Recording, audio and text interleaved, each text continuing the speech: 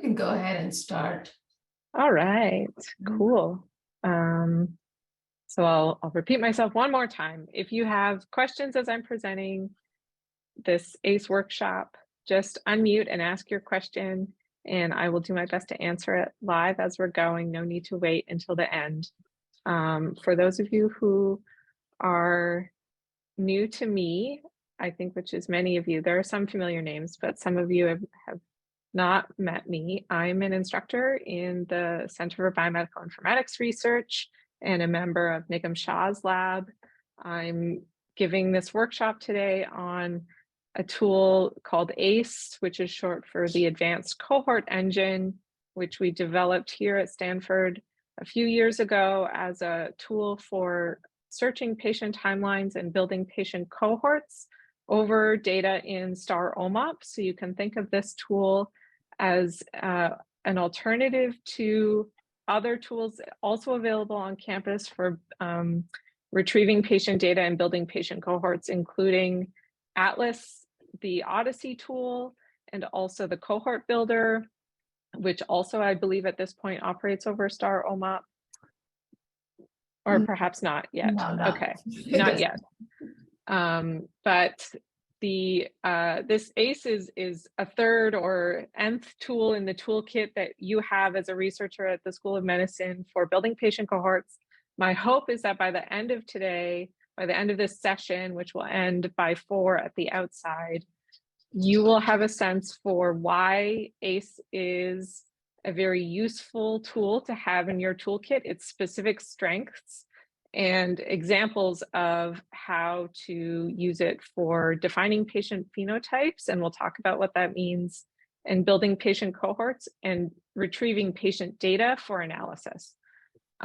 Just as a start, let's see, am I able to type in a text in chat? So just a couple of things, Alison, if that's okay with you. I will monitor the chat and I may interrupt you in case somebody posts a question here or if something comes up. So somebody's asked if we will get a copy of this recording. So yes, I will post a copy of this recording. It'll probably be next week. I will add it to the STARR YouTube site that you may know of, and I'll email it to you guys. So basically, it will be on the STARR YouTube channel. So yes, you will get a copy of this recording.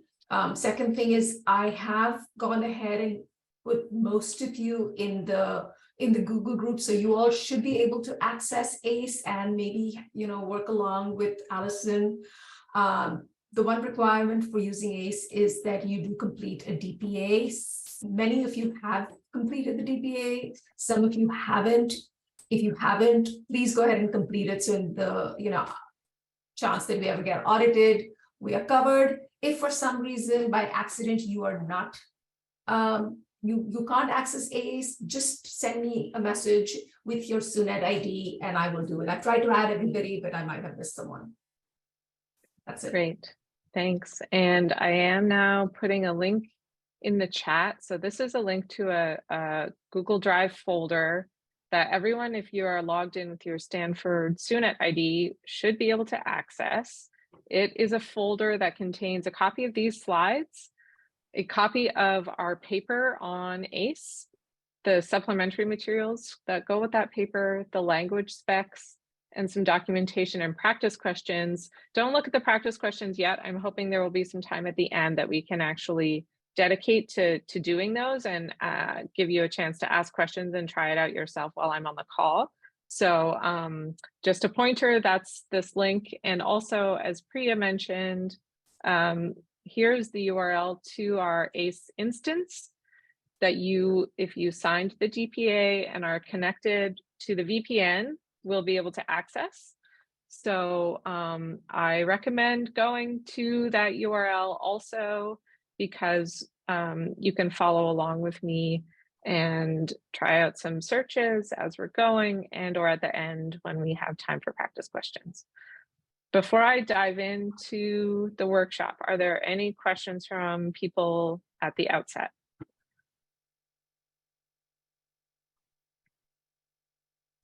All right, cool. So yes, as I said, workshop on ACE. My name is Allison, and let's get going. The goals for this session are for you at the end, understand what ACE, or the Advanced Cohort Engine, is, and its temporal query language R.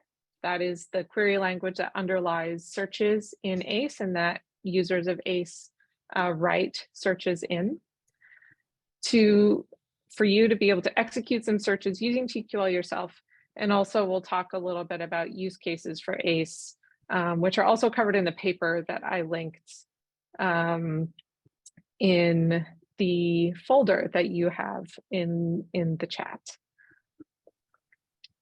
The structure for today, we will start off by talking about the key functionality that ACE enables, which is a combining of electronic phenotyping, and again, we'll talk more about what that is, and cohort building, which is a related but sort of distinct process. We'll present an overview of the design of ACE, its primary features, some important differences between SQL and TQL, how data get into ACE. Normally, my co-presenter Vlad, who is the software architect and engineer who designed ACE, would be here and he would talk about this part, but he is not here today, so you'll have to deal with me. And then the second part will be a hands-on tutorial using ACE, where we will first go over what the sort of most common and important searchable data types in ACE are, some of the essential ACE commands, and some examples of how to use them. And then we'll talk about use cases at the end.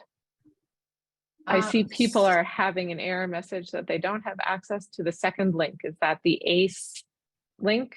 Is that the ACE-prod? So that would indicate that perhaps you're not connected to the full tunnel VPN, or perhaps you didn't sign the DPA. So a couple of things. One is make sure that you're signed in with your Stanford student ID into the browser.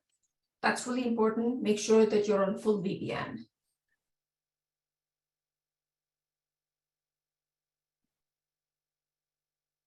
Are there some people who are able to access the ACE URL? I'm connected to the VPN, as well as I have submitted the DPA form, but it's still showing that I don't have access. Right. So let me, hang on. Even I can't get in, and I tried yesterday, so I'm trying to see what's going on. I'm connected. So we know it's up. Give me 1 second. Sure. And then my light has gone on. So where?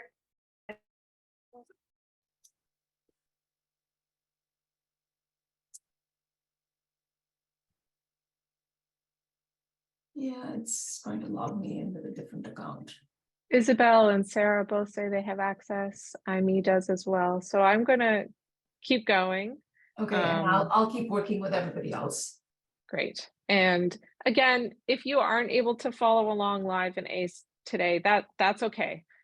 The materials and the questions and the tutorial will all be available after today, as will ACE. It's not going anywhere. So I would say at this point, keep trying to get access if you're really interested, but also you can listen and look at the slides, and you will get still a lot out of the session.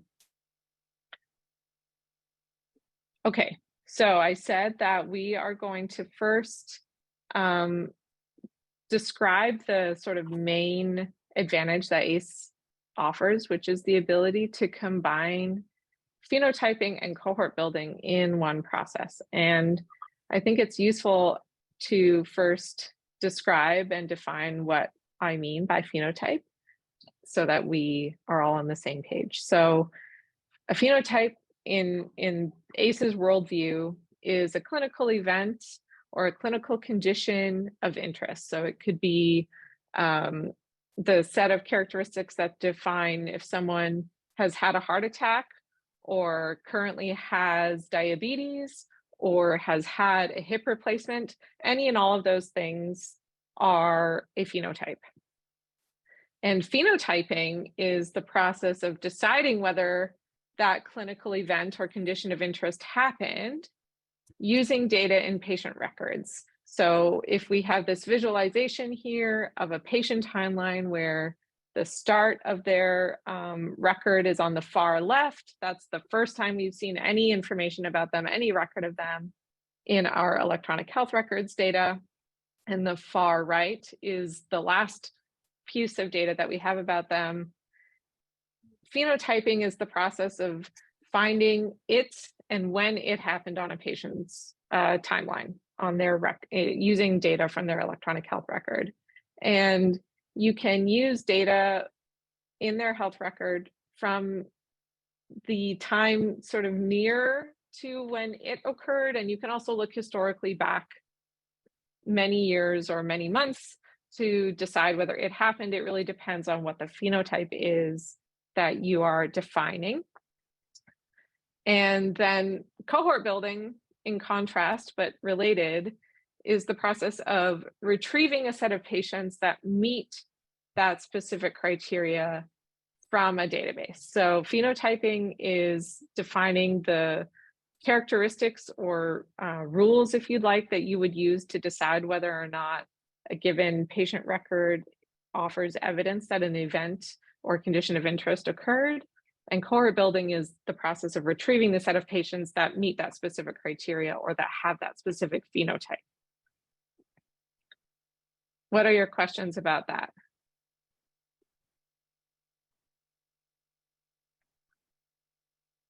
All right, silence so far. So now it's time for you to do a little thinking. Come up with a phenotype. Think of a clinical event, anything that you might be interested in. It could be from your research, it could be from your experience as a patient, it could be from your work as a provider, and write down what you would want to see in a person's record that would make you believe that the event in question happened. We'll take just 3 minutes here or so for this. And after you've done that, please try clicking, clicking into your ACE instance again.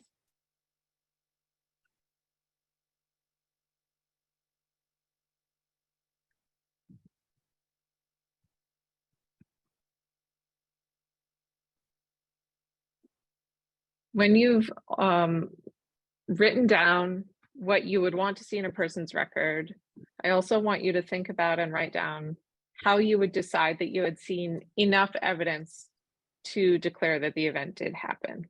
So there might be multiple sources of evidence, say, for identifying that a person in our health record system has diabetes. We might look for instances of a diagnosis code for diabetes in ICD-9 or ICD-10, for example.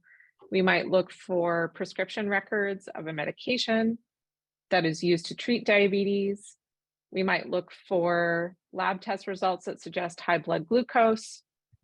And an important part of phenotyping is thinking about how many of those do you need to see to be satisfied that a person has had the event of interest. So for me, if it was diabetes, I would probably be satisfied if I saw 3 instances of an ICD-9 code for diabetes, or perhaps 1 or 2 instances and a prescription record for metformin, for example.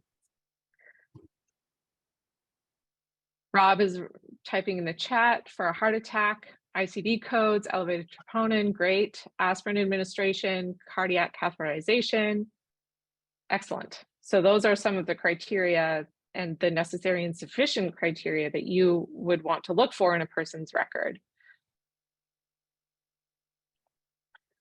This is an example of a very complex phenotype related to diabetes.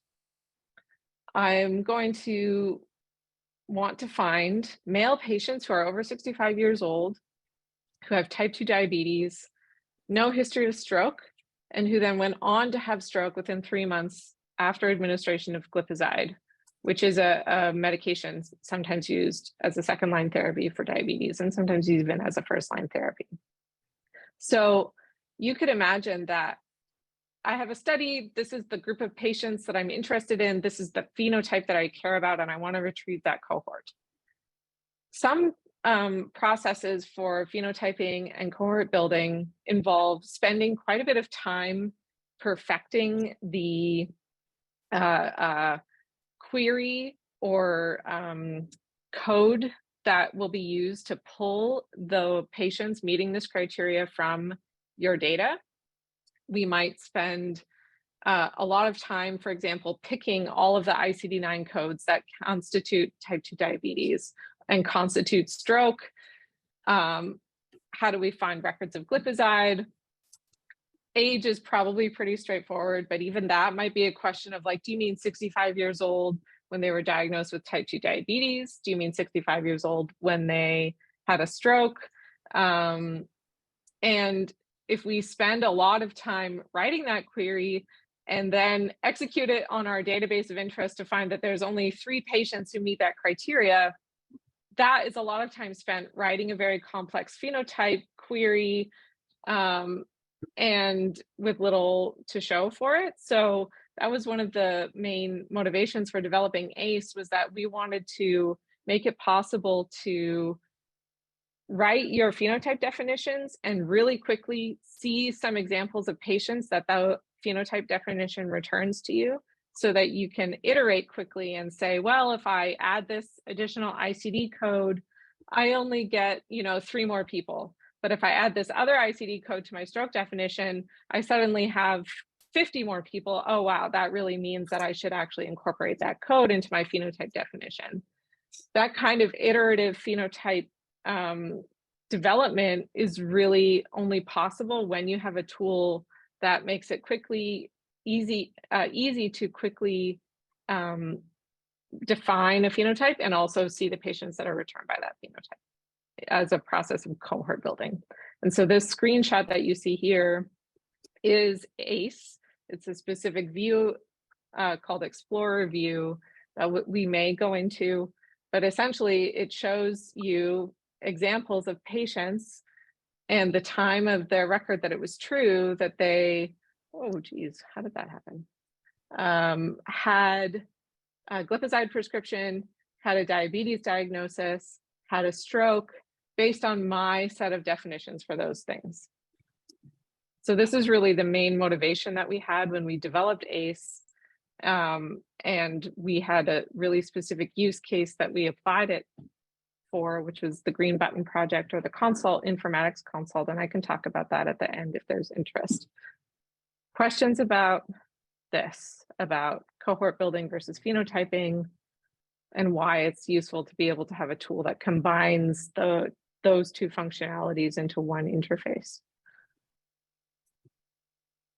Alison, I have 2 questions. One is, where is it pulling from? Is this from OMOP DID? And the second question is, if you could highlight a little bit the differences between Atlas, which I know has some of these attributes, and the ACE.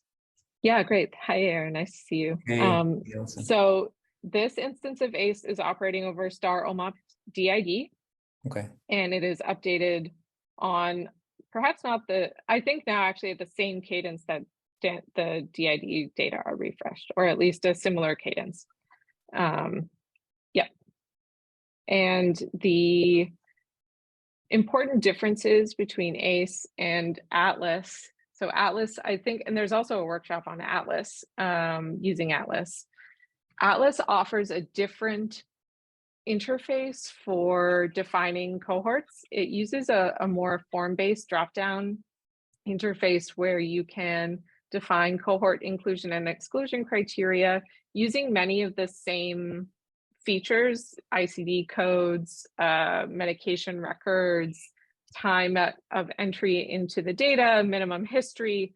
I would say it is a very useful tool that the only time it is difficult to use is if you have really complex temporal relationships between events. So this example where we were looking at, patients who have type 2 diabetes, no history of stroke, and then have a stroke within 3 months of administration of a medication, that is defined here in 5 lines in ACE. I don't know that it would be very possible to use Atlas similarly to define that definition. You could get around that in other ways by, I would say, breaking it apart in Atlas and having, you know, a diabetes cohort definition, a stroke cohort definition, and then looking at intersections of those patients after you define those cohorts and retrieve them. But even then, the timing information as well is difficult to represent in Atlas. So here, where we're having this sequence command for diabetes and then stroke within 3 months, that's not so straightforward to represent in Atlas. And we'll talk about examples and how the sequence command works in detail. Thanks for the questions. Other questions?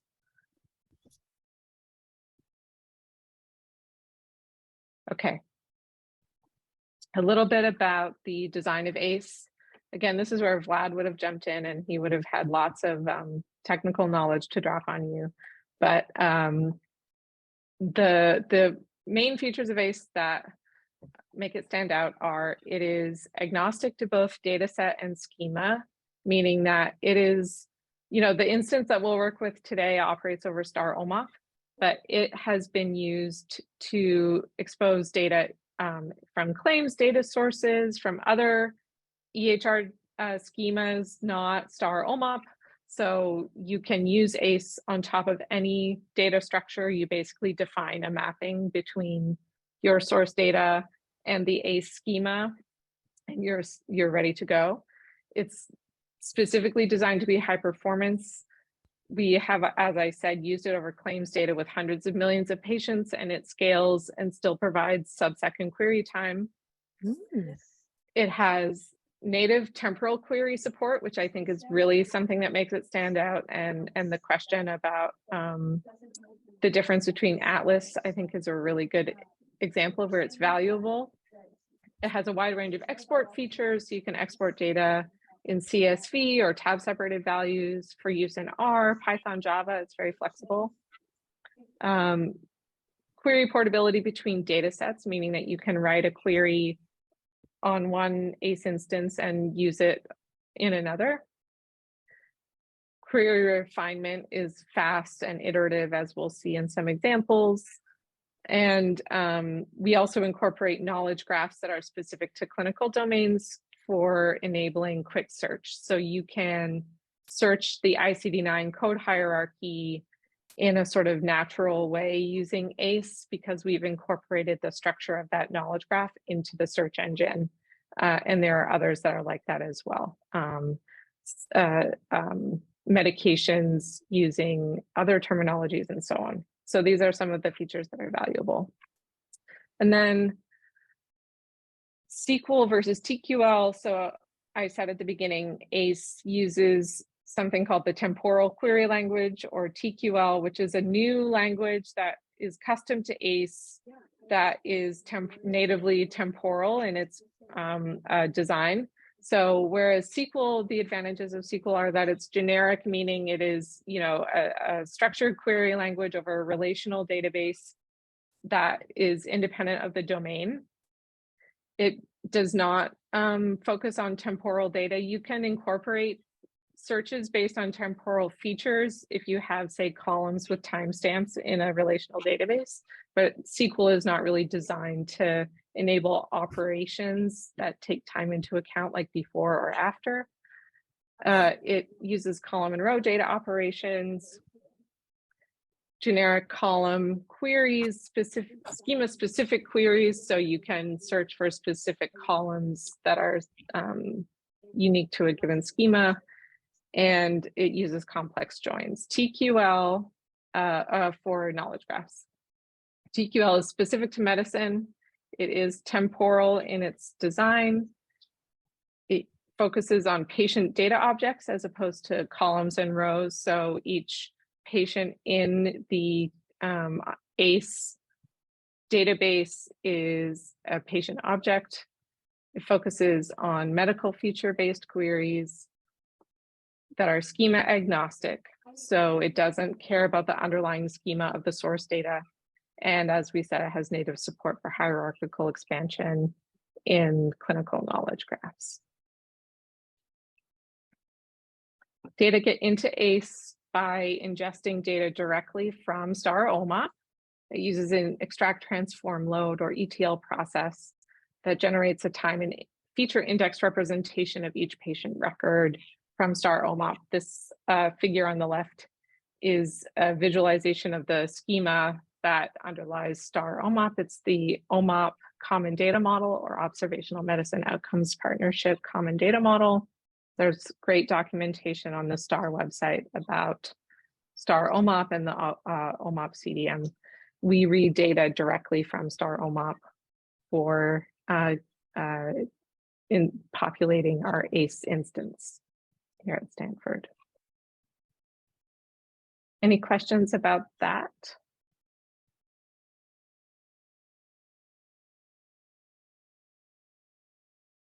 Okay. The tutorial time, the hands-on time.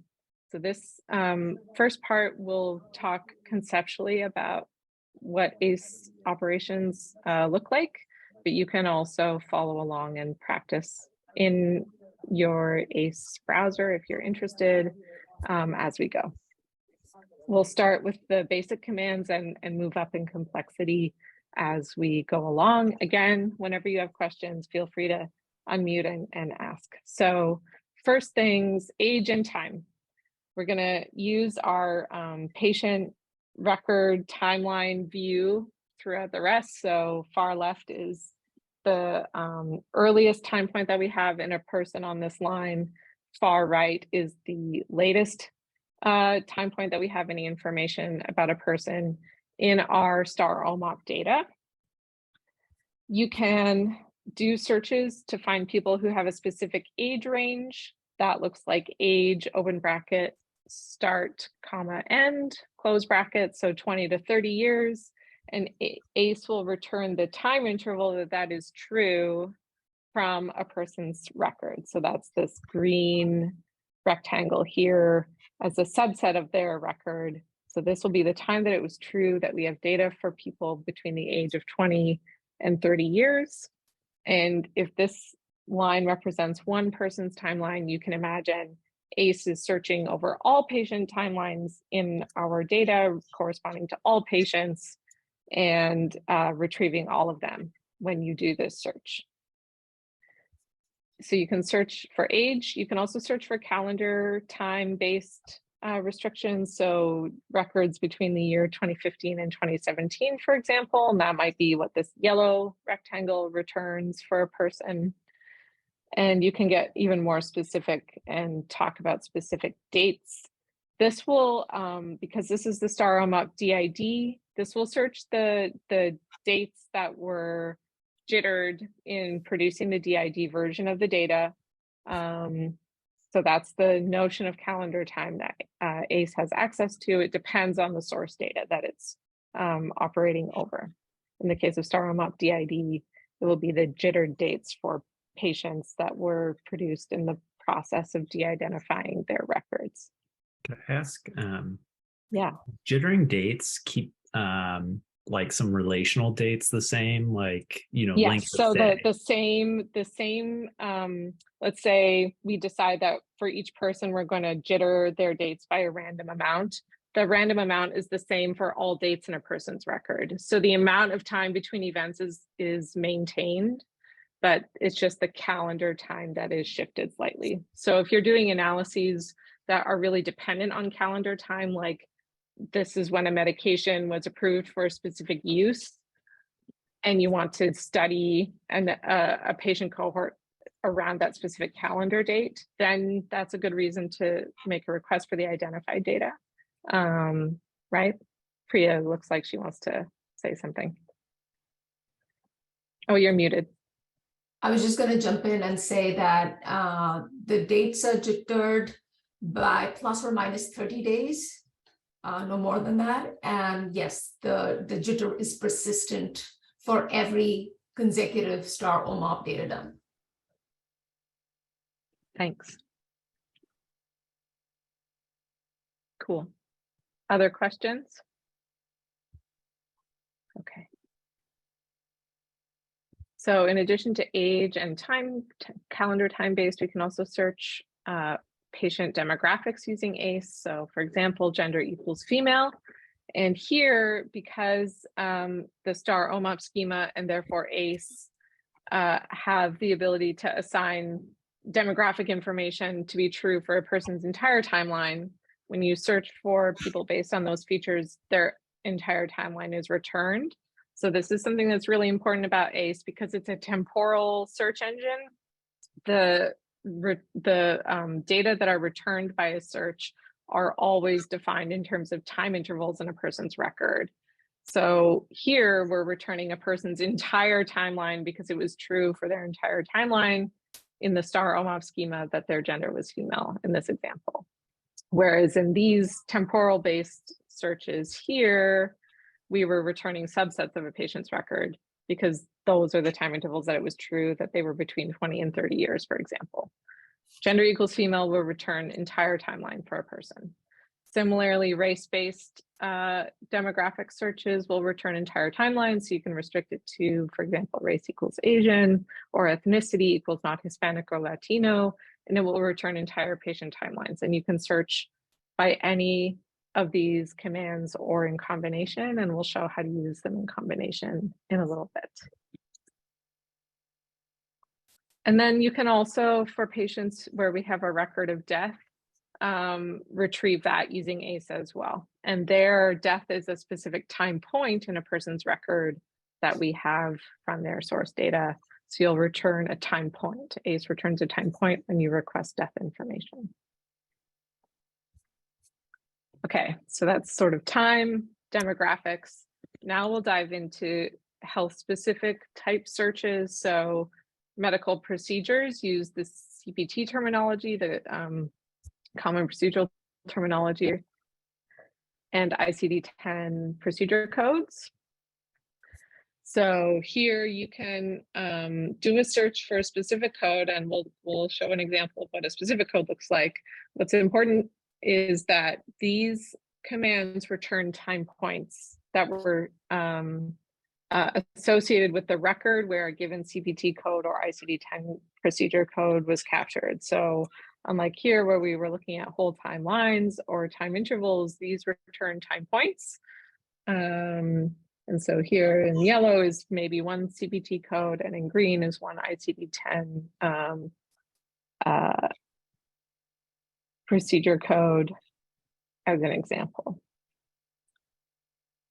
ICD-9 codes and ICD-10 codes and SNOMED codes for diagnoses, in contrast, are linked to the visits where those codes were identified or captured.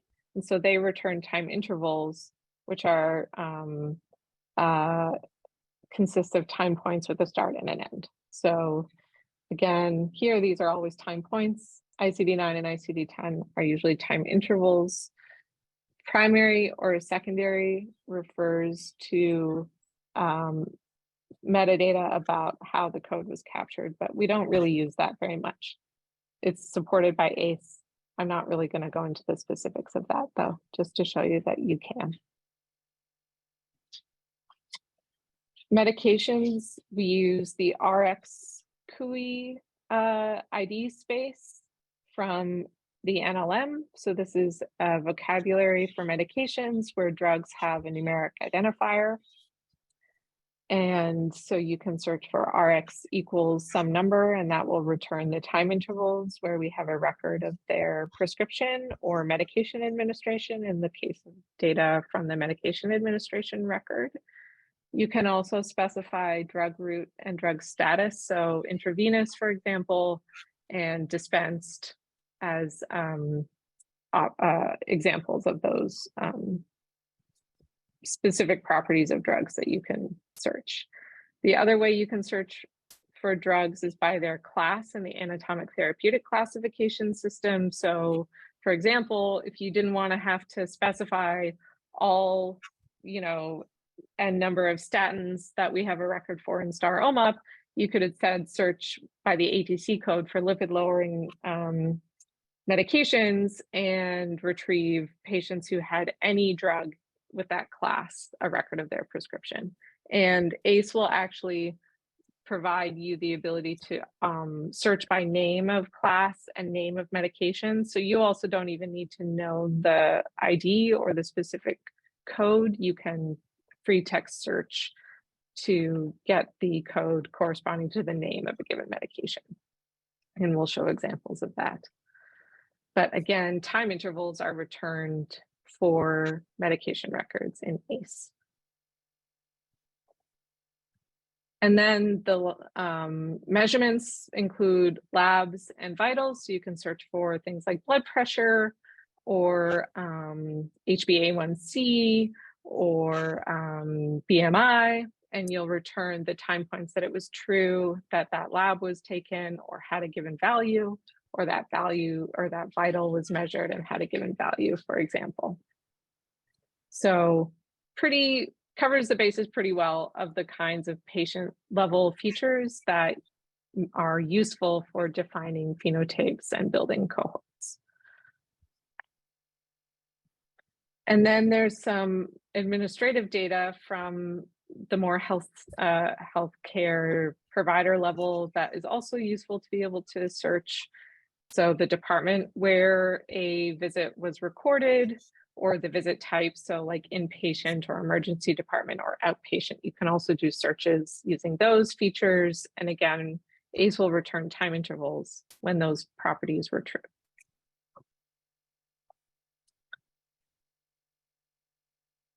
Questions about any of the data types that ACE lets you search for? You mentioned CPT codes or have a like discrete timestamp versus ICD is more kind of like the whole hospitalization. Is that true for CPT codes used on the inpatient setting too, that it's like timestamped to that day? Yeah, if Vlad was here, he would remember. I don't remember specifically. That might have to do with the source of the table that is used for pulling the CPT code data versus the ICD-9 codes and ICD-10 codes. I know specifically for ICD codes, it's tied to the visit where that code was assigned. I think for CPT codes, it's to the granularity of a day or time point, but I can double check that. Thanks. Thanks. Other questions?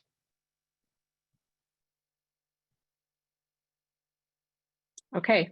We're going to get into the temporal query part of ACE now, the things that make it unique as a search tool. So there's Boolean and temporal based ways that you can combine properties defined using those clinical concepts like ICD-9, ICD-10, CPT, medication in ACE. The first is Boolean and.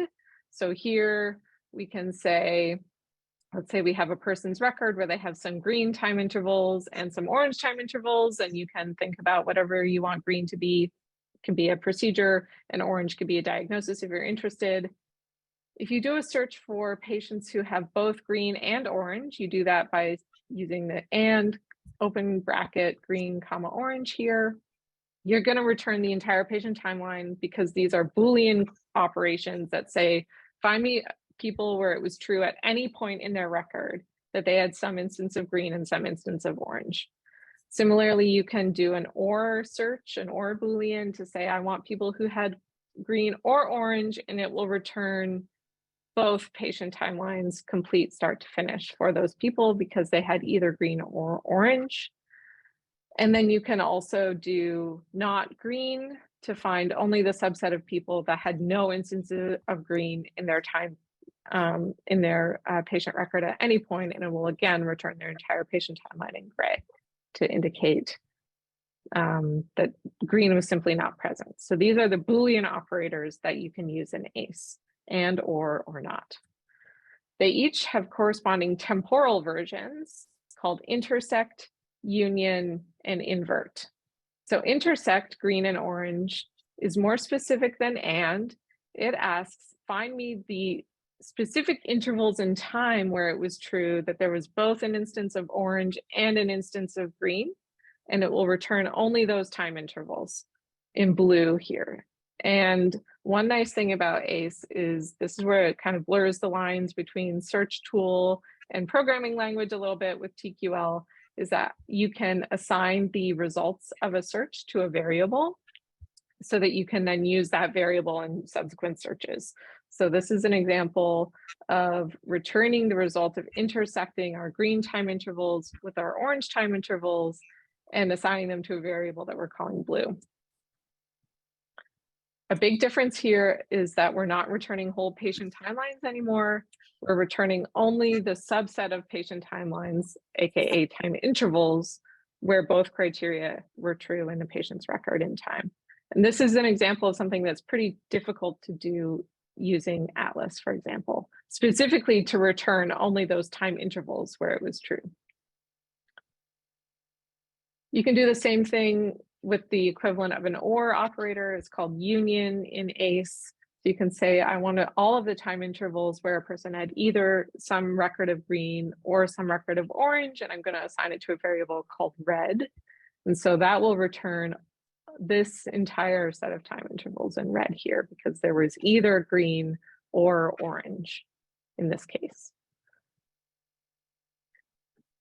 And then lastly, as I said, there's the temporal equivalent of not, which is called invert. So if I say invert green, it means I want all of the time intervals in a person's record where they had no instance of green happening, for example. And this will assign to a variable called purple. And it's just all of the time points, all of the time intervals where there was no occurrence of green.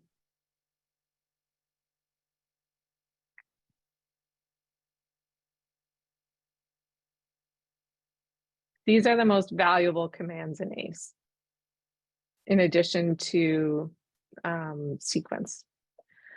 We can get more specific when we're talking temporal, and we can say return the first mention of an occurrence. So this is really useful if you want to find the first time that a person had a diagnosis or the first time that they had a medication prescribed. You can say first mention green, and that's going to return this teal time interval, and it's going to ignore all of the subsequent mentions. And we can also do history of, which is a really useful clinical concept, to say, return me the time that it was true and all subsequent time that it presented some condition. So history of green will return the time interval from the very start of their first mention of green and all the way forward to the end of their record, because that is when they had a history of this condition. So if you think of green as diabetes or cardiovascular disease, you can get history of people with a history of cardiovascular disease. And assign that to a variable just like any other. Questions about these? Okay. And then sequence. This is sort of the culmination of the complicated temporal queries. You can ask for events that happen in a specific temporal order. So you can say, find me patients where they had orange and then green. And here, the additional piece of the syntax is you use an asterisk to specify which time intervals you want returned from this sequence command. So here what you're saying is return all of the green time intervals that followed orange time intervals and assign them to a variable that I'm going to call pink. And so that's these time intervals here. You could also return the orange time intervals by putting the asterisk beside the orange variable and assign them to a new output called blue here. Or you could return both.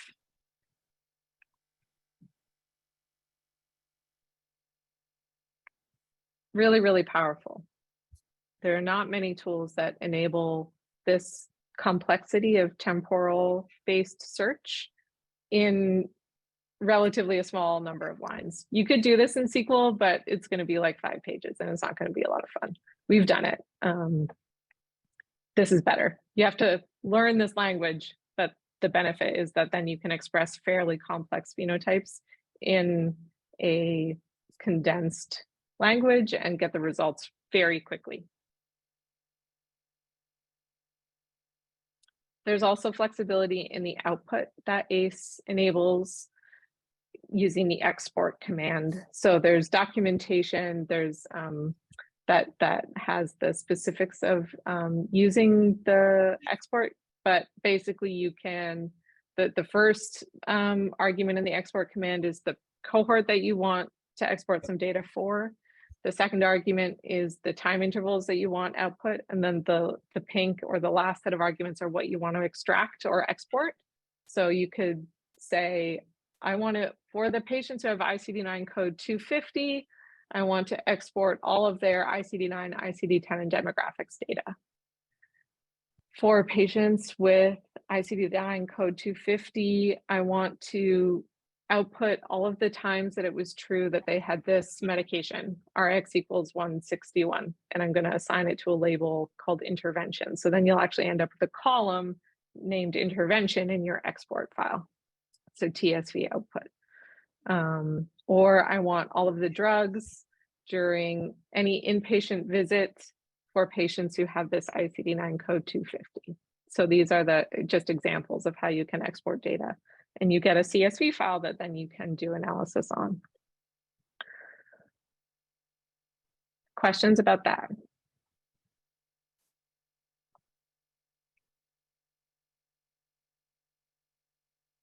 Okay. Some of the use cases that we've applied ACE in are, and we actually had, I think, example queries for these in the documentation. So using aggregate patient data for bedside decision making. So we did a multi-year research project called the Green Button or the Informatics Consult, where we actually used ACE to retrieve patient data based on questions that we received from providers who were caring for patients or doing research within Stanford Healthcare. And we did on-demand analyses of those data retrieved using ACE and provided a report back with the results of those analyses. And we aim to do that in 1 to 3 days. We did over 150 such consults, created over 5,000 phenotypes in ACE, all for that project. There's also the ability to do quality metric reporting. You can even think of clinical trial recruitment. These are all really like specific instances of phenotyping, really applied in different domains. So clinical trial recruitment relies on being able to identify patients who have specific clinical characteristics and therefore are eligible for enrollment. You can imagine using ACE to get a set of patients that might be meeting specific criteria for a trial. You can generate training data from machine learning models. If you've defined a phenotype like diabetes and you want to then, predict some subsequent event in those patients, you can generate, using the export function, label data with the start time of diabetes for all of the patients using ACE and the subsequent events that they experienced. Data vending, so I'll switch how I'm sharing my screen, but ACE has a convenient export button when you run a search, and you can actually retrieve patient data directly from ACE when you execute a search in that way.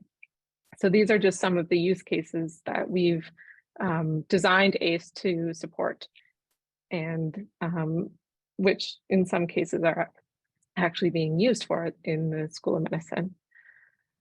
We actually have examples of the searches here that correspond to each of these use cases. So here's an example of a query for patients with some specific clinical characteristics, and this was a real request that we got.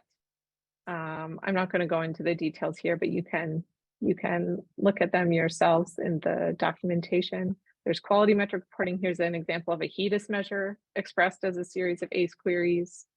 Clinical trial recruitment. So this is an example of a clinical trial that was looking for women with certain disease characteristics, label training data example, and so on.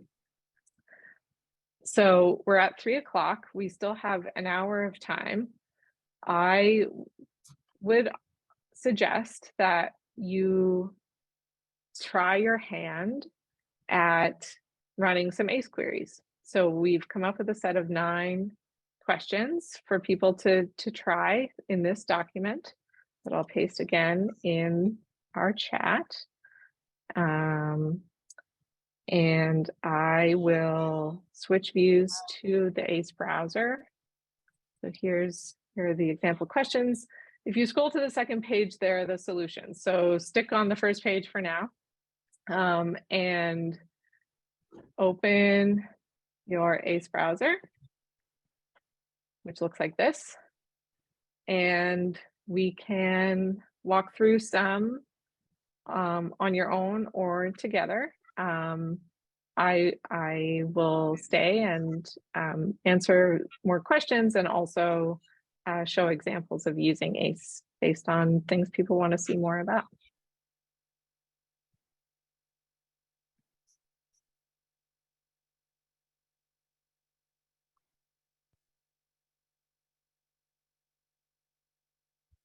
So Alison, do we have access to ACE basically now that we've gone through this workshop, or is this something that is only for the workshop? Yeah, anyone who signs the data privacy agreement specific to ACE, who's in the School of Medicine, can use this tool whenever they like. Yeah, so this access is not going to be revoked after this workshop. Okay. So you have access. I mean, you have to request the access. Essentially, you don't need to do anything other than what you needed to do for STARR OMOP DID, but it's not automatic because they're just different work groups. So people, we have to add you to them. That's all. That's great. Thank you.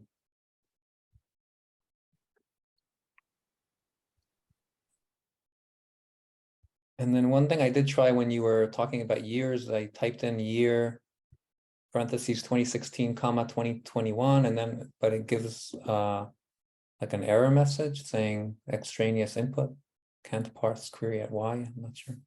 Maybe you were using, well, did it look like this? Can you see my screen still? Yeah, I see. Yeah, Okay. let me see. I can try that again. I don't know if it's This is sensitive. going to return a lot of people, as you can see. It's not sensitive to if you have a comma, I mean a space or not, or I think it should work even if we have a space, but yeah, no, it's still giving me the error, but okay, I can try and figure it out later. okay. I also get an error. Interesting. Let's see. Do you want to paste in the chat exactly the command that you're typing? Sure. Yeah, you can also chat if you want. Just put it in the Cool. chat. Thanks, Sarah. Just make sure it's to all panelists. Okay. So this is as written. Oh, this is as, yeah, that's interesting. I got an error too, but then I move it. I made sure that the year was at the left. No, So maybe if there's a leading space. Oh yeah, if there's a leading space, it doesn't like it. It's because it is expecting you to define a variable, something like that, if you have a space. So make sure there's no leading space here. Thanks. I didn't catch who said that, but thank you. Sure. Does that work for you now, Sarah? It's just still processing. I'm waiting to see. Okay, that means that it's if you're getting some numbers and it's thinking, then I think it means it's working for you. Okay. Thank you. Yeah. Let's do another one. Let's say here's an example. So yeah, let's say I'm going to do a search for ICD-9. So as soon as you do ICD-9 equals, hopefully you can see that it will start auto-suggesting potential codes ordered by frequency of their occurrence in the data. And so here, I don't even need to know the specific ICD-9 code that I care for. I can start typing diabetes and it will suggest options for me. So let's say I'm going to stick with ICD-9 equals 250.00. And then I want to find patients who had a prescription for metformin at some point. So again, I don't need to know the medication code. I can keep typing until I see, oh, metformin. And ACE even shows me the number of patients in the data that have this drug. And so right away, it's very easy to tell when a search that you're about to do will likely return very, very few people. So for example, there's this medication, I don't know what it is, but there's only 152 people in all of STARR-OMOP who have a record of that medication. So that's very helpful right away for doing phenotyping. But we'll go with metformin. And here I need to specify the asterisks for which time intervals I want to be returned. So I've defined it as a variable, and then I call that variable by preceding it with the $sign and then pasting the name. And so here we see there are 18,000 patients returned, and I get a summary of what their data look like. So here, this is called a STARR diagram in ACE, and it shows you what percentage of people in the cohort returned by your search have a given type of data. So here in green, we can see that 100% of the people in my query returned by this query have some medication record. And that is by definition because I'm asking for people who have a prescription for metformin, for example. Relative to in darker green here, which is really gray overlaid by green, I can see that fewer than half total of patients in STARR-OMOP have any record of a medication. So this is just useful to see sort of how much data are available about patients returned by a search. You can see that there's this notes axis here that has 0 people on it. There is support in ACE for notes. The data in STARR-OMOP, the note data in STARR-OMOP are not currently exposed through ACE. So that's why you don't see any information about notes data here. But I also can view a summary of the patients returned by the search in terms of the percentage that have a given gender. So here in green again, because green is always the color assigned to the cohort returned by the search relative to the whole population in gray, 51% male compared to 46% male in the overall STARR-OMOP cohort. Race breakdown, age breakdown. So this is age at first entry into the data. Number of encounters, and then also this is really interesting. You can see the most frequently or most enriched ICD and CPT and drug and lab tests in the patients returned by your cohort. So here, or returned by this search. So here we see that 100% of people have ICD-9 code 250. That's unsurprising. They also, 23% of them also have 250.02 or the ICD-10 code for diabetes, relative to 2% or 3% in the overall population.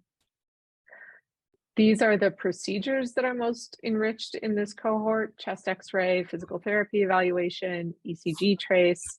So this is just sort of an interesting summary of the patients returned by your search.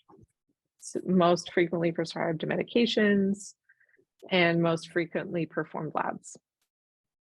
So this is the first page, the first sort of set you get in terms of information about patients when you do a search. And then there's this download dataset button, which you can use to retrieve a set of, in this case, it will return the list of patient IDs that correspond to the cohort you've defined. And these IDs are persistent across STARR-OMOP and ACE. So that means that the same identifier used in STARR-OMOP is what is returned by ACE when you do a search. So you could join them with other data sets that you get through Atlas or through BigQuery and do analyses across those data sets.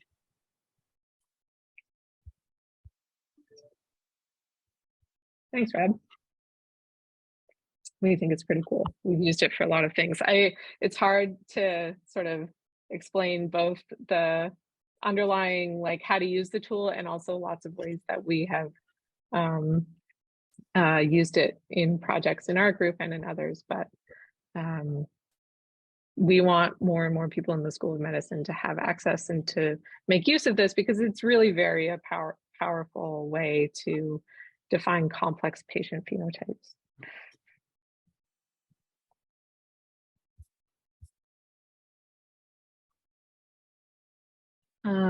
Anyone have a question that they've successfully done that they feel good about?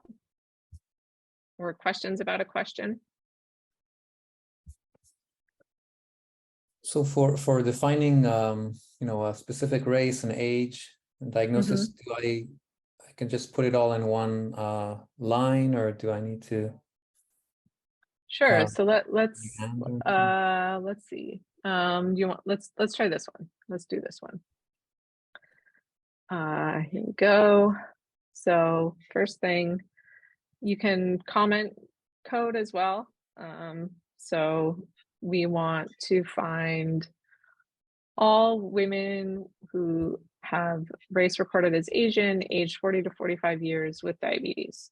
So there's a couple of ways we can do that, right? If we use and, so we can say race equals, and again, we get auto-suggest. So here is the possible values for race in our data. So we select this option. We'll say gender equals female and age 40 to 45 years. And with ICD-9 code 250. For some reason, I'm not getting the auto suggest options. I don't know if. Me neither. So you can, okay, you can also trigger it by, say, if you hit control space, then that will also pull it up for you. Does that work? Yeah, it does. Nice. Other people, does hitting control space work for you if it isn't coming up for you on its own? Yeah. Great.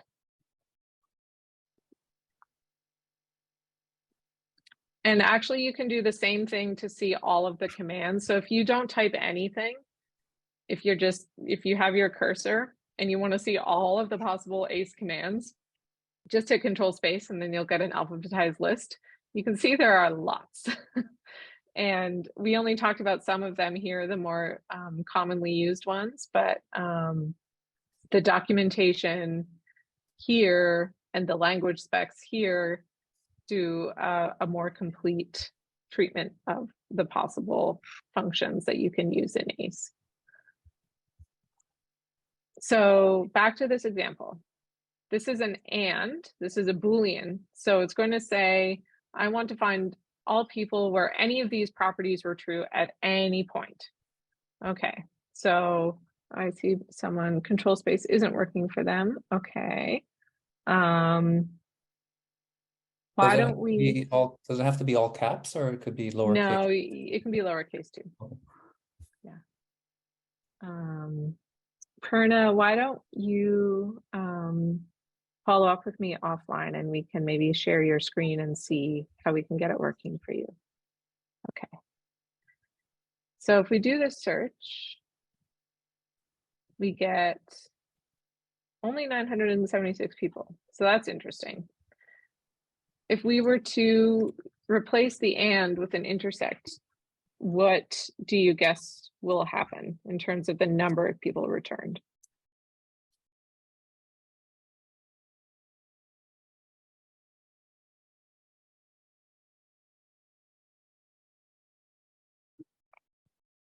Intersect is the temporally sensitive version of and, right? So what it is requiring is that now all of these properties overlap with each other in time, as opposed to and, which said that they could occur at any point in time and you would return a person. So essentially what's happening now is we're saying that the ICD-9 code 250 also has to have occurred at the same time that they have a record of being 40 to 45 years old. And so I suspect that this number will go down. And indeed, we go down to 361 people when we do this search. And you can assign the output to a variable, like so. and then do your search again.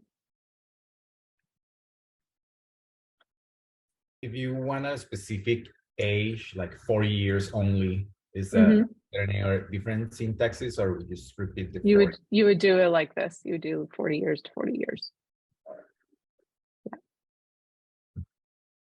Is there an ability to use the hierarchy of the ICD codes if you know like anything under that specific code? Yeah, so actually in this case, ICD-9250, so that code itself is not really used in data. It's always more specific in a person's record. And so here it's actually providing patients, it's actually returning patients who have any of these subcodes. So 250.00, 250.02, 250.40, and you can actually see, you can scroll and see all of the codes that are included under 250. Okay, great. So that's automatically happening. Right. And if you didn't want, for whatever reason, if you didn't want that, you actually only wanted ICD-9 equals 250. Let's see, how do we do that? Yeah, I'm trying to remember the syntax. I think it is and equals false. Let's see.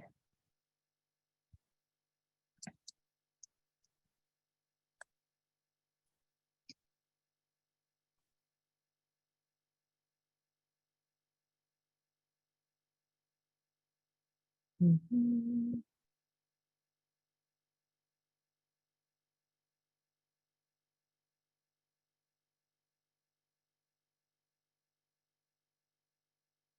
I think it's primary. No, I'm trying to remember.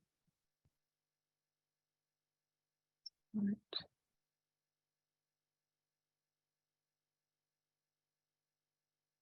If there are codes under the ICD code, then that means that it's not a billable code in the first place. So I don't know how useful, like theoretically you shouldn't get anybody with just 250. You should have to specify 250.00 or something like that if you wanted just that specific code. Yep, exactly.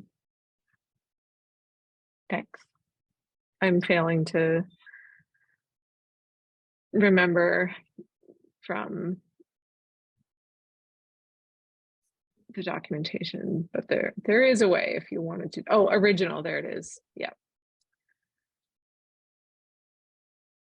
Not generated as a result of hierarchical expansion. So we can actually put that hypothesis to the test. Let's see. In theory, that means we should basically get no people when we do this. Let's find out. Yeah, 0 patients. Does that make sense? Questions about that? Thanks, Natasha. So basically you're saying that if it's a parent code that is not a billable code, you won't find patients from it. Is that? Yeah, that's correct. Technically, only the child codes can be billed, but the thing to keep in mind is that a code can transition from a child code to a parent code. So sometimes, like when ICD-10 first started, there were codes that were like the most specific codes, and so they were billable. And then they decided to add more specificity. Sometimes they like split side of body or something like that. And so then what was previously a billable code became a parent code. So you would want to include the parent and the children codes so that you would have a consistent definition across that full time period. So the default behavior is probably what you're going to want in most cases here, where unless you're really looking for a very specific code, you kind of want the whole family under whatever level you start looking at. That's a great explanation. Yeah.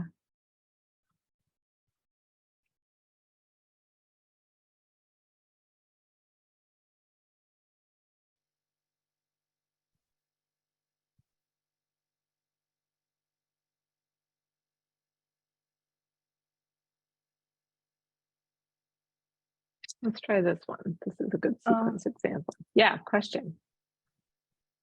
Is it possible to map the codes ICD-9 and 10? To map codes ICD-9 to ICD-10? Not in ACE, but one sort of hack for that is let's do a search for ICD-9 equals 250.00.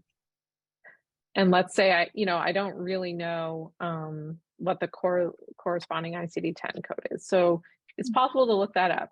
But this is actually where oh yeah, prove me wrong.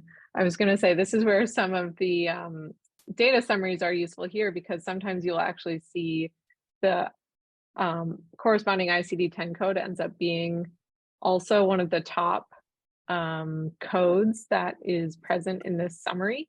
But I think the easiest way, if you don't know a specific code, is to, again, rely on the text-based search. And so here, we don't really know direct ICD-9 to ICD-10, the mapping, but you can find it by doing a search of the name of the diagnosis code.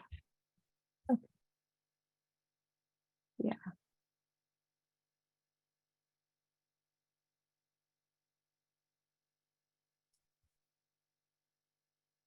Oh, and Natasha, yeah, there's also lots of sites. Google is your friend when it comes to, finding equivalent code mappings or from ICD-9 to ICD-10. Atlas also is a good tool for that. They have their vocabulary search and concept set creation tools that are really excellent for finding mappings between codes as well. And just a plug, we are having an Atlas workshop next Wednesday from 9:30 to 2. Athena is also very helpful for this kind of thing. I put the link in the chat for that too. Great. Thanks, Natasha. So when you export the TXT file, what do you get? What is, how do you read that? Sure, yeah. So it depends on how you export your data.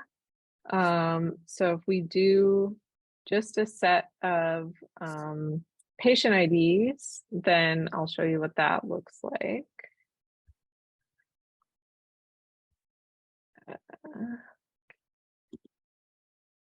Just 1 second.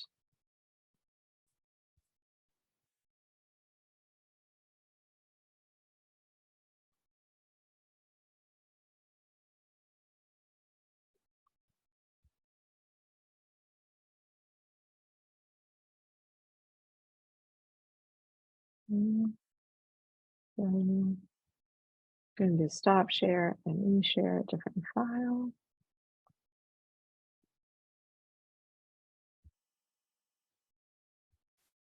So this is what the output looks like if you're just using the download dataset command without export or without CSV. But so you just get a list of, the first line is the search or the query that you did, and then the subsequent lines are all of the patient identifiers. But if we go back to sharing our ACE view, let's say you want to have some more specific output for these people.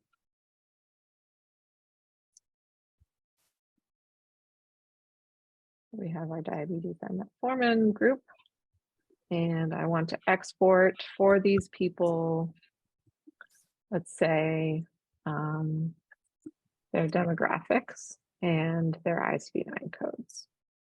That's what this command would look like. We do our query. Takes a little while.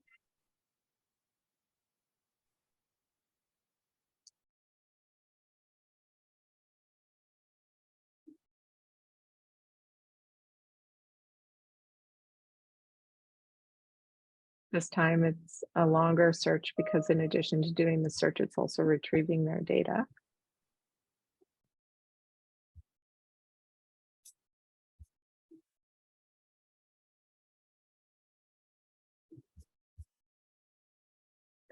$18,000 patients, and then we do download data set again. Now you can see it's downloading a much larger file, more than 100 megabytes. Lots of lots of ICD-9 codes and demographics data for these people. So we'll let it keep going.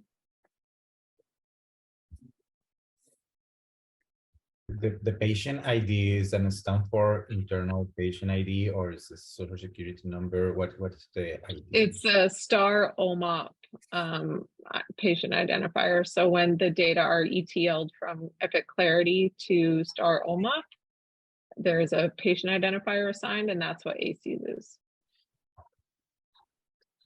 And now, so that's finished downloading. So let's see what that looks like. We don't want you to open in Pages. Thank you very much. So that was 1.72 gigabytes of data, just for the curious. Let's see, it's like,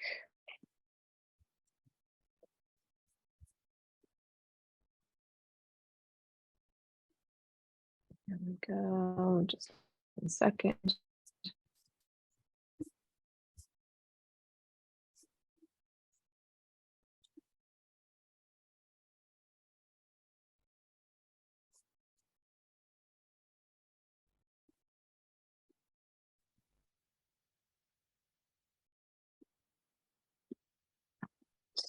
Oh, I will show you what that looks like. So this is what that data look like. Forgive the very simple view. I'm opening it in using a simple text editor because it's such a large file, but now we have a TSV, tab separated values file as output. First column is the patient ID. Second is the variable being returned, the value, the year that it was first true, and then the value, start age and days, end age and days, and the variable definition, just in case you need to have that as a record. So here, now for this person, we've asked to output their demographics and all of their ICD-9 codes. So that's a large amount of data. And here is what some of those rows look like, and all of the metadata in ACE as well. So here we have ICD-9 the year of that code, primary and original equals false. So that is related to that information that we were talking about in terms of the code expansion or not. And then the start and end points in a patient's record. Here, a good thing to note is that these start and end points are with respect to age at data. This is age in terms of days since birth. So this person was 4,772 days old when they had this ICD-9 code assigned. And you can see why there are so many, because ACE is actually doing the code expansion for you. If you didn't want it to do that, you could just say original ICD-9, and it would only return the non-expanded code set for you, for example. So I'll just reshare what that would look like. But that's an example of what the output of the export command looks like, which you can then, read into your favorite analysis system or code, R, Python, data. Is age also jittered, or is that like a true value? So the age is a true value. Calendar dates are what are jittered. So their date of birth would have been jittered.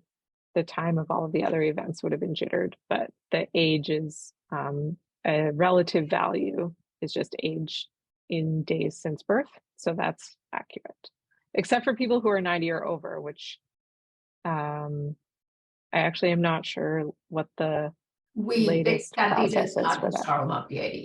Okay.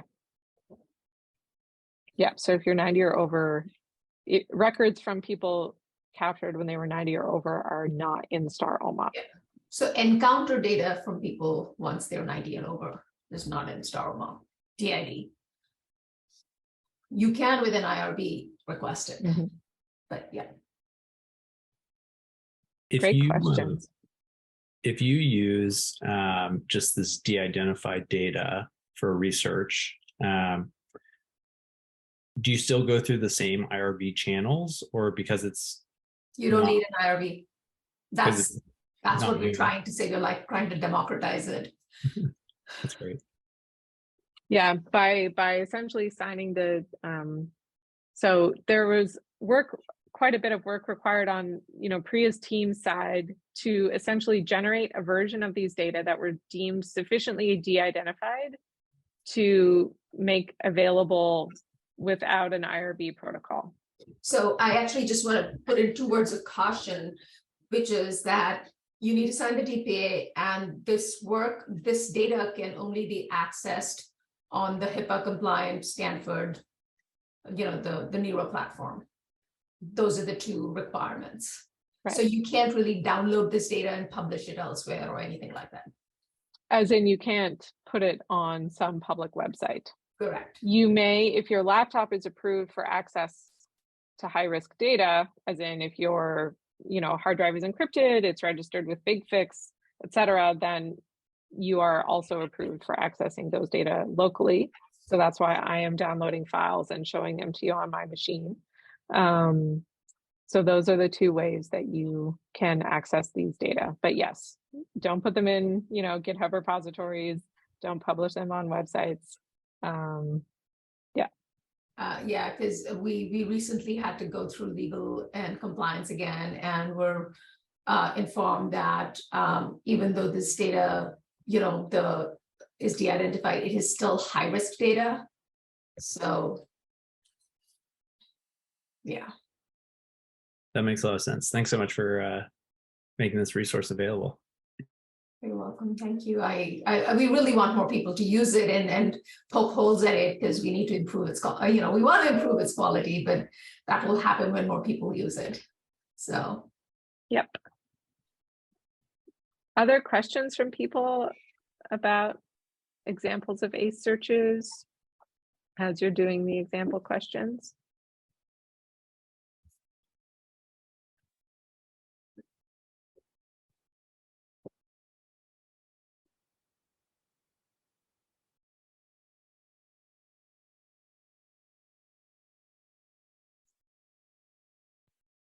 Everyone's an ACE expert. That's awesome. Alison, where do we see what you showed earlier, where you kind of actually see the timelines? Is that something that would be useful for these examples, or not? Oh, so much? sure. Yeah, thanks. Thanks for asking. Let's get a smaller set of patients. Let's do this.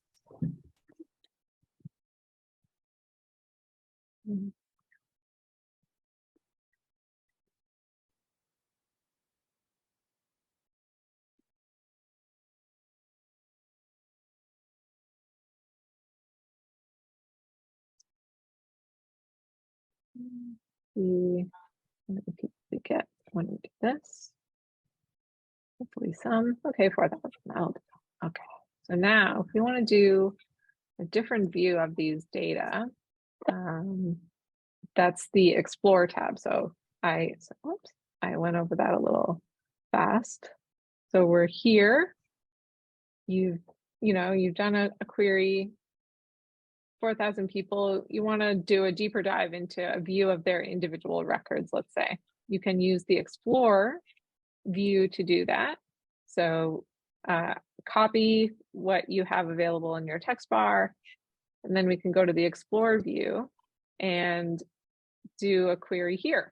And so this is going to show a patient timeline view, where in blue here are all of the times that it was true that the value returned by this search is in a person's record. So here we're saying 5 me all people who had a diagnosis of diabetes, and then a record of a metformin prescription, and then a record of a glipizide prescription.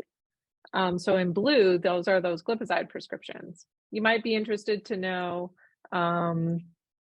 when they also had metformin. So here the search interface functionality changes a little bit, because when you do a search now, it overlays the results on top of what you had previously searched, and shows you the variables in different colors in this highlights menu bar. So here, these are now times in a person's record that they had a prescription for metformin, or a prescription record for glifoside in blue. We can then overlay when they had that specific code. So we'll do that again. And that's in green here.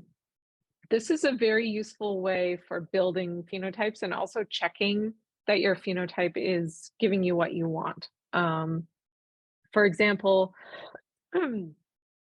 you can see in some people's records, that there were multiple times that they had an occurrence of the diabetes code, and that all of those are being returned by this search. And if for some reason you actually wanted to restrict to the first mention, that will tell you, oh, I'm not restricting to first mention here because look, all of these greens are indicating multiple times in a person's record that they have diabetes, but really I care about the first. So what does that look like in a person's record? If we do a search for first mention, then we see that that's this pink here. And so that might mean, actually, I want to go back and I want to restrict my people to those whose first mention have diabetes was followed by a prescription format, for example. So the Explore view is very helpful for understanding the temporal aspect of ACE and seeing how searches are returning specific time intervals, which I think is somewhat non-intuitive because it's not the way that a lot of search engines operate, but is really important to internalize for when you're building cohorts using ACE phenotypes. Thank you. That's really useful. Yeah. It takes a little bit of practice to get comfortable using ACE. I've been using this for a long time and also was involved in helping to get it to the version that it's at. So I would say practice will be beneficial when you are getting up and running, but also we want to make it available and helpful for people. So that's hence the documentation and these workshops. And also I should have included in my slides. Please also feel free to get in touch if you have additional questions or things that you would want support for. My email, we'll just put that here.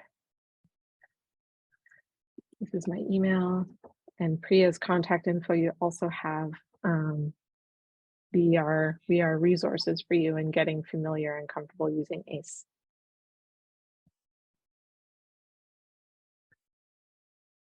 Can I ask a quick question? Please. There's a star at the end of the code, where you have equal to the RX. Could you please let me know what does that mean? Yeah, so this is that asterisk where what you want. So actually here, let's clear what we're looking at here. The asterisk in the sequence command is used to specify which time intervals you want returned. So I'm looking for, sequence A, B in this case, where A is this variable and B is this variable here. I need to tell ACE, do I want the A time intervals back, the B time intervals back, or both? And so we specify that using the asterisk. You can put the asterisk beside both, and then it will return all of the time intervals, either diabetes and metformin or RX equals 4821. But if I change it to be just these and run my query again, then you'll see how the placement of the asterisk changes what you get back. It's you use the asterisk to specify which time intervals in the sequence command you want assigned to this variable, basically. Wow, that is a great feature. Thank you. Sure. Thanks for the question.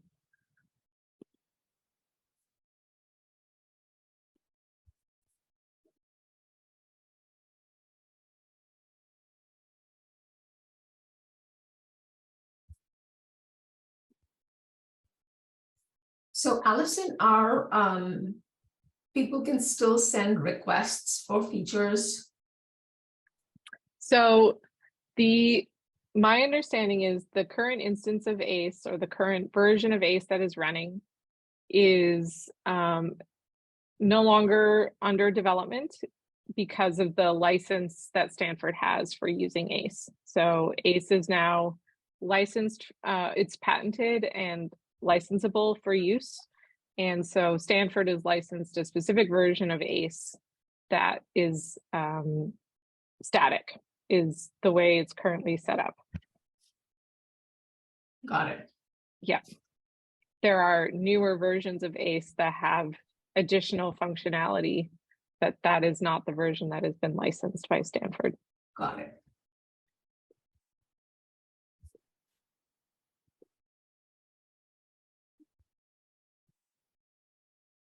So Alison, I have another question, if that's okay. If I'm interested in looking at, a lot of times I restrict to specific departments and not just across the whole OMOP data set. I'm imagining other people have done this. What's kind of an easy way of doing it with ACE and defining? So I want to make sure I understand, but so here there is a department variable that you can restrict to. Is that what you mean? Yeah. So for example, you see there are 3,000 items there. Let's say I'm interested in, I don't know, like 20 or 30 of them. Would I just do like one by one and just say, or is there an easy way? Yeah, exactly. You would do a union of departments. Yep. Yeah. Okay. Yeah, there are some, that's a good example of, there's probably example like functionality like this that would make it easier to do things like create large lists of departments. The interface was not really where we invested the engineering expertise in ACE. It was really about the underlying search engine and the underlying data structures. I do agree that, there are more user-friendly ways that we could provide support for, doing like lists of departments, but this is what we have right now. Yeah. That's great. Thank you. The benefit is, and this is what we did when we were using ACE to support the consult service, the informatics consult service. You can create your variables and save them and reuse them across searches. Right. How do I save it? Yeah, I mean, again, it would be pretty basic. It would be you saving these in, a text file, something like this. Yeah. Okay.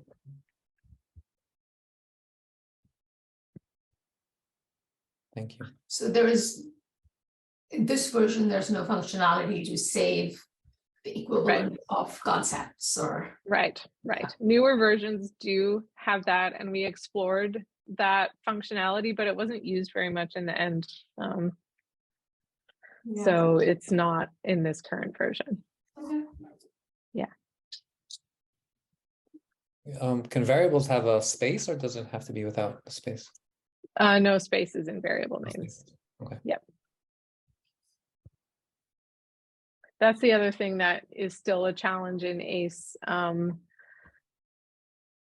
error messages are not always the most interpretable. I won't lie. That's not the most useful piece of information that we've ever seen, right? But at least it tells you, oh, this is the problematic variable. Yeah.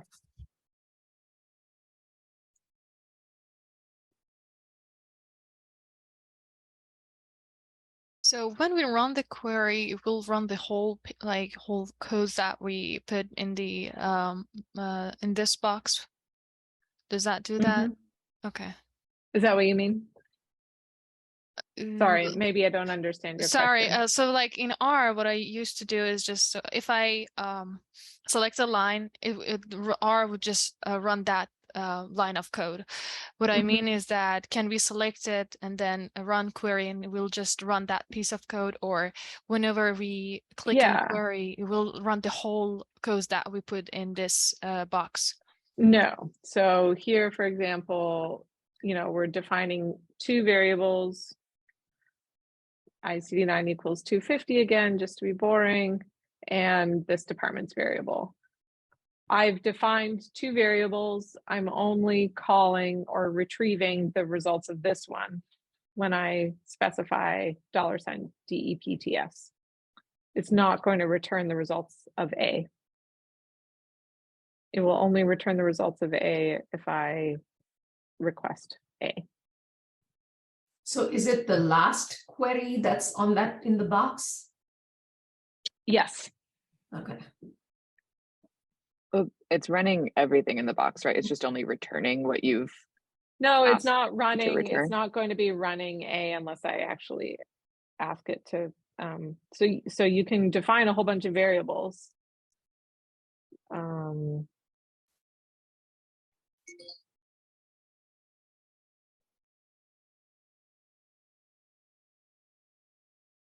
And, you know, I don't know, let's do some really rare code.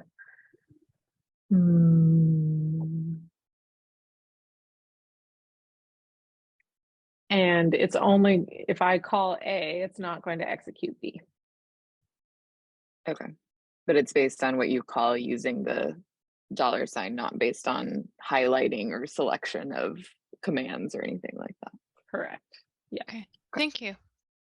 Sure.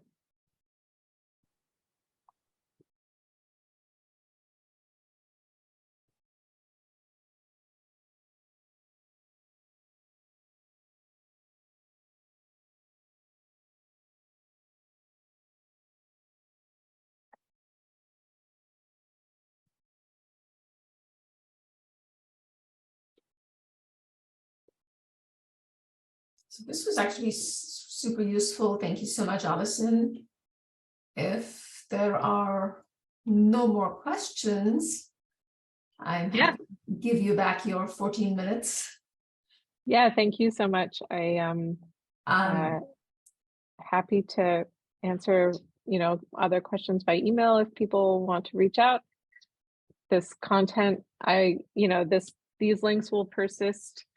Priya, if there's somewhere that you want to put these to, I'll give you this link. Yeah, there is. Yeah, so I have a folder for, Great.